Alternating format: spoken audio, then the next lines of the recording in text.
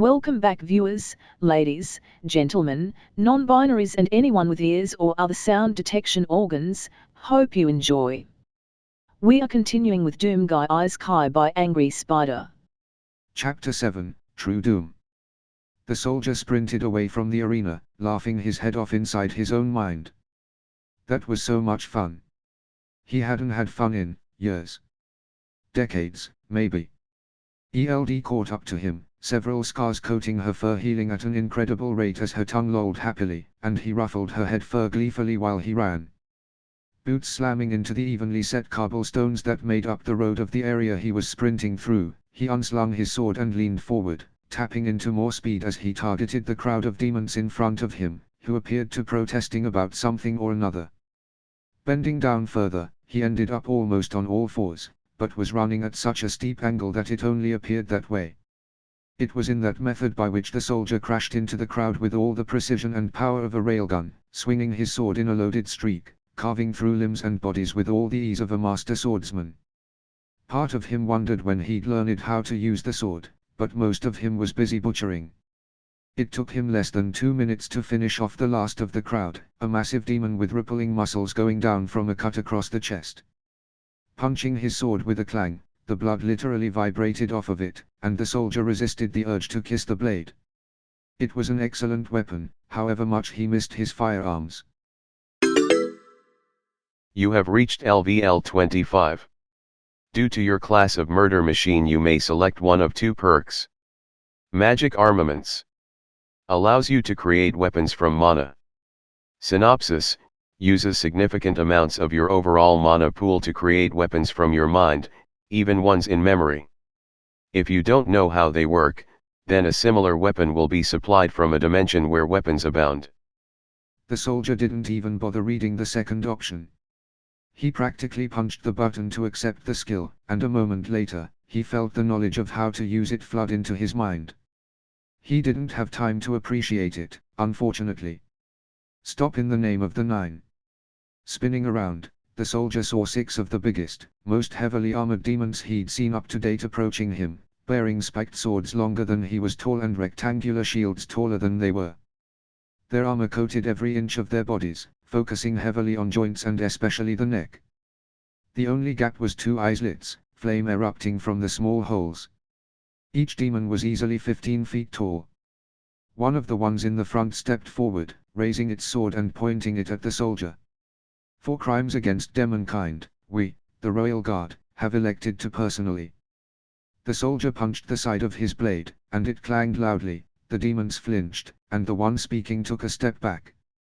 Grinning behind the visor, the soldier stepped forward, punching the sword again. The demon glanced back at its comrades, then continued with a faint waver, "We are the Royal Guard, and have decided to personally." It stepped backward again, and the demons behind followed suit uneasily. "We will." The lead demon raised its sword, growling, "Screw it, you're dead." It ran towards the soldier, swinging its sword down in a carving arc. The soldier acted quickly. Dropping his blade to the ground, its center resting on one of his boots, he braced himself and locked his knees. Popping his shoulders, he raised his hands and caught the sword. The demon stared at it, and even through the 2 helmets, the soldier could practically smell the terror.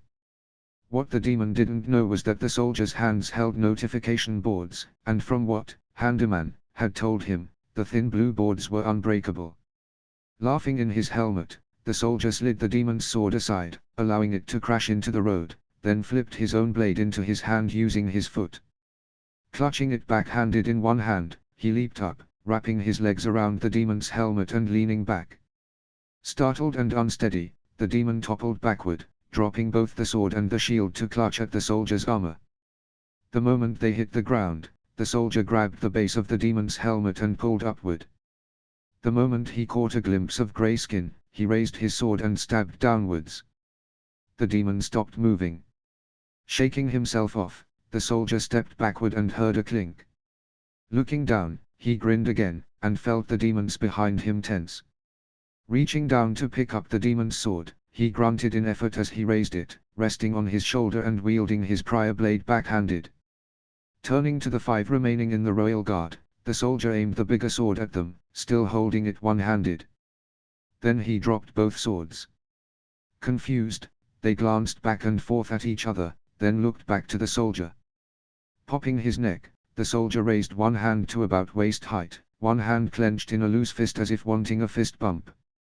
The other hand went a bit below waist height, cocked at a downward angle and ready to grip. Magic armaments used. All mana consumed. Class perk Murder Machine regenerating mana. Crystalline, blood-red energy poured out of the soldier, forming into a dense shape. A massive, bulky section just in front of him, one handle rising to fit into his hand. A back area slowly took shape, easing into his grip and creating a tiny button just under his thumb. In front of the large section, 6 rotating barrels solidified, already spinning up and building speed. In other words, what might be commonly known as a minigun. He opened fire. End of chapter. If you enjoyed, like, subscribe, click the bell so you don't miss any episode and do all the other YouTube stuff. Visit and support the author, all the relevant links are in the doobly-doo, and comment your opinions, good or bad. And I'll see you next time. And as usual, have a wonderful day.